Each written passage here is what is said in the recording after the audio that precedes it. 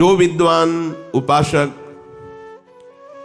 वाणी का वेग, मन का वेग, क्रोध का वेग, हिंसा का वेग, भूख का वेग और जनेंद्रिय जनित मैथुन का वेग जो सह जाता है, वही महात्मा निरंतर भजन कर सकता है, वही उपासक निरंतर भजन कर सकता है।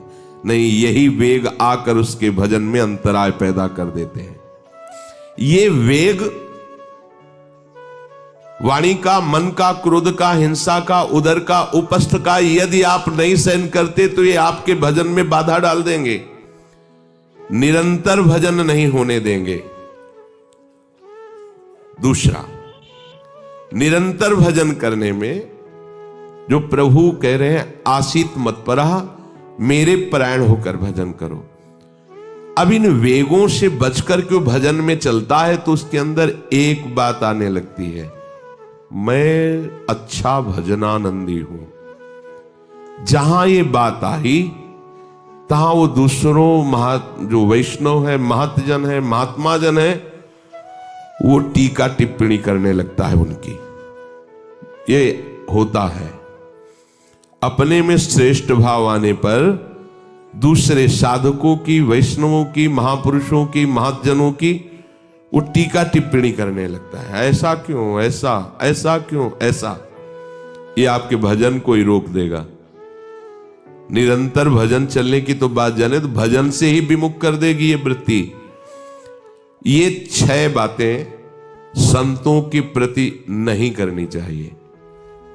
वो वेग सहो और ये बात भूलकर अपनी वाणी पे न लाओ। बास निरूपण,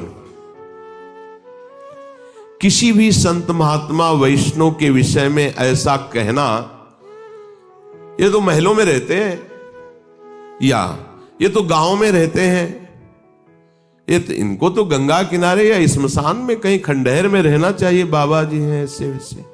वास निरूपण करना।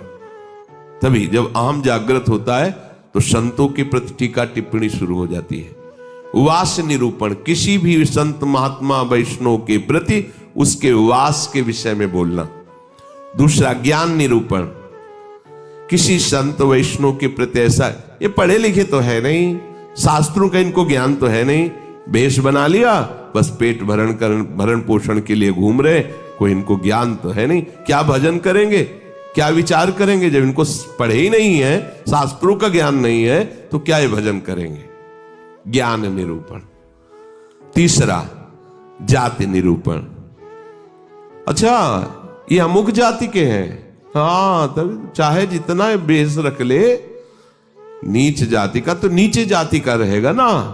ऐसा महान अपराध, ऐसा सोचना, ऐसा बोलना, ऐसा देखना, ये महत अपराध है। और ये हम लोग ध्यान नहीं देते, फिसल जाते हैं।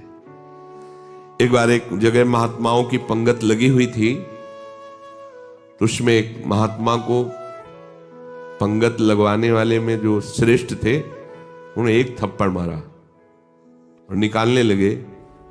वहां हमको भी सेवा दी गई थी, पत्तल उठाना और पोछा लगाना बाद में। तो परुषाई जब होती थी तो उस समय खड़े रहते थे। तत्काल गए, हमने कहा आपने क्यों थप्पड़ मारा? तो उन्होंने जाति निरूपण किया कि इस जाति का है, तुम नहीं जानते हो, और ये साधुओं की पंगत में बैठा है, उनका आचार्य परंपरा का तिलक लगाए हुए है और भेष धारण किए हुए है। आप आचार्य परंपरा की प्रधानता रखते हैं या जाति की प्रधानता रखते हैं? वो महात्मा अश्रु प्रवाह करने लगे कि क्या मेरे को भगवान का भजन करने का अधिकार नहीं है? क्या मेरे को भगवत प्रसाद पाने का अधिकार नहीं है? जब हमें गुरु ने वस्त्र दिया है, भेष दिया है, तो हम संतों की सभा में उन्हीं की आज्ञा से बैठे हैं। वैसे हम इस योग्य नहीं हैं, पर बैठे हैं। उनकी दैन्यता देखकर तत्काल उनको हृदय से लगाया और उनसे कहा कि दोबारा ऐसी गलती ना हो। ये क्या मर्यादा है वेश के ऊपर? और उनके चरण पकड़े, एक बार इनको क्षमा करके आप बैठ जाइए, आप प्रसाद पा लीजिए।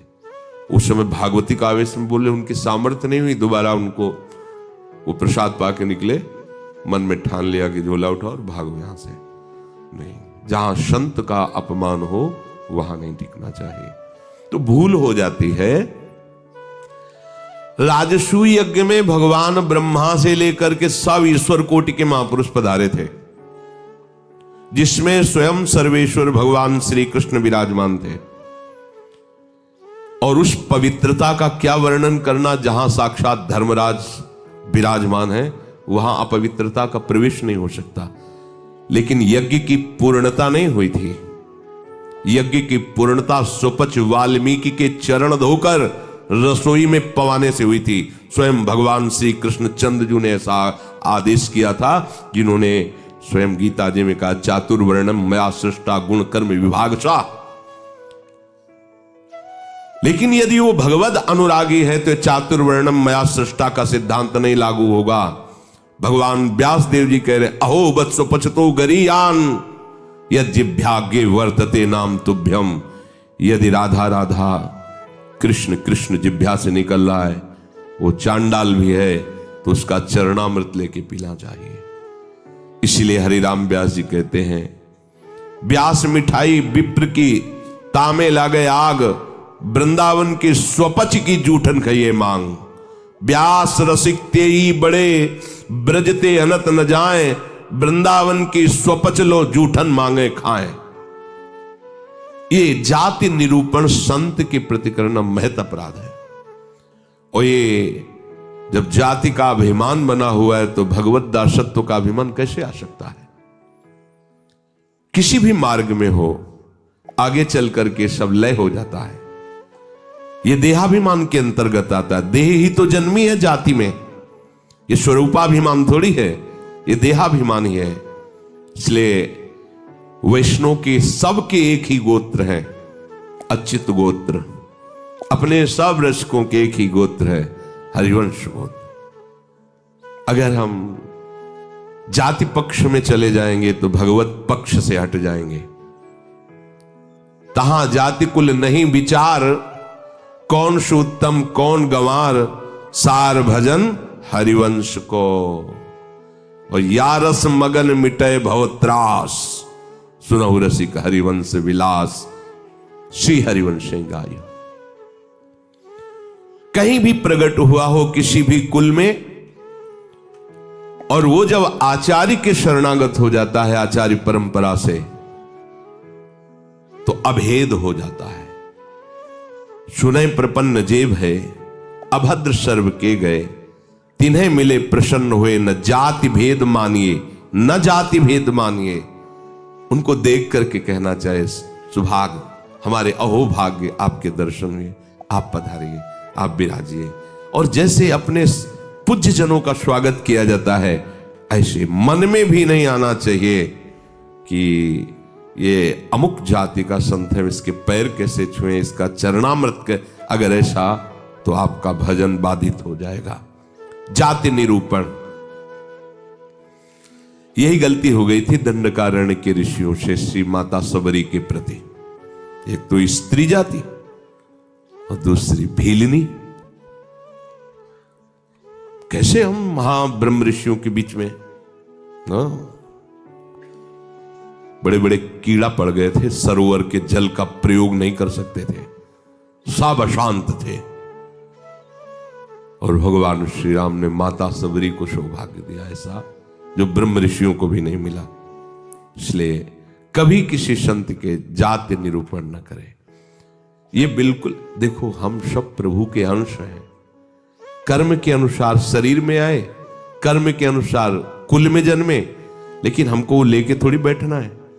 हमको तो अपने प्रीतम के पास जाना है। हम ये कुल कर्म को लेके, जाति धर्म को लेकर के, शरीर को लेकर बैठे रहेंगे तो अगला जन्म निश्चित हो जाएगा। हमें प्रभु के पास जाना है।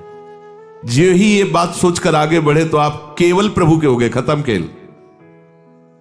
बस सृष्टि चक्र के खेल के लिए है चातुर्वर्णम। भगवत मार्ग में जे ही आरूढ़ हुए तो वो शरीर राग हटा, भगवत अंश हो।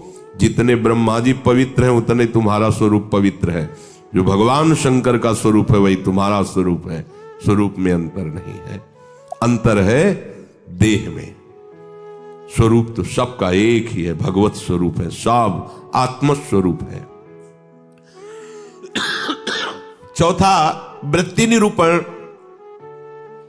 किसी महात्मा को देख के कहना है ना हाथ में माला है, हमें खास तो भजनानंदी तो लगते नहीं, पड़े रहते हैं, इधर खाते उधर खाते, भंडारा खाते, डोलते हैं। बिल्कुल नहीं। तुम क्या जानो, क्या जानो कौन सी क्या वृत्ति है। एक भजन की ऐसी भी वृत्ति होती है जिसमें माला विक्षेप होता है, भजन में सहायक माला होता है, और एक भजन की ऐसी वृत्ति होती है जिसमें माला विक्षेप होता है। अगर कभी उत्साहपूर्वक ले भी लिया जाए तो 10-5 मिनट से ज्यादा नहीं चलेगा, रख जाएगा। स्वाभाविक छाया हुआ है, अब वहां मन का चलाए तो विक्षेप पड़ रहा है, गिनती करे तो विक्षेप पड़ रहा है, चल रहा है। अब आप क्या जाने, आप माला देख के तो जान जाते हैं कि जप हो रहा है, बैठे हैं टहल रहे हैं, तो आपको लगा खाली टहल रहे हैं। नहीं, ऐसा नहीं। संतों को जानना बड़ा कठिन होता है। एक बार गुरु जी की सेवा में सुकुमारी शरण थे, जे ही लाडली कुंज में प्रवेश हुए तो महाराज जी का दुर्गंध आ रही। ऐसे देखा और कहा, वैष्णव अपराध करके आ रहे हो क्या? तो महाराज जी हम साबुन लगा के नहीं नहाते तो शायद शरीर से दुर्गंध। बोले वो दुर्गंध नहीं, ये वैष्णव अपराध की दुर्गंध है। गुरुदेव ने कहा, महाराज जी सावधान रहते हैं, कोई वैष्णव अपराध तो नहीं, हमें महसूस हो रही है। आप पहले वहीं खड़े रहिए, बताइए क्या वैष्णव अपराध किया है। भजन का क्या प्रभाव होता है, बहुत सूक्ष्म है, बहुत सूक्ष्म। महापुरुषों के हृदय से ही पता चलता है ना। प्रारंभ में था तो पंडित बाबा की वाणी पढ़ी तो तन्मयता एकदम पंडित बाबा में हुई। तो दूसरे दिन सेवा में गए तो उन्होंने कहा कि हमारे चिंतन में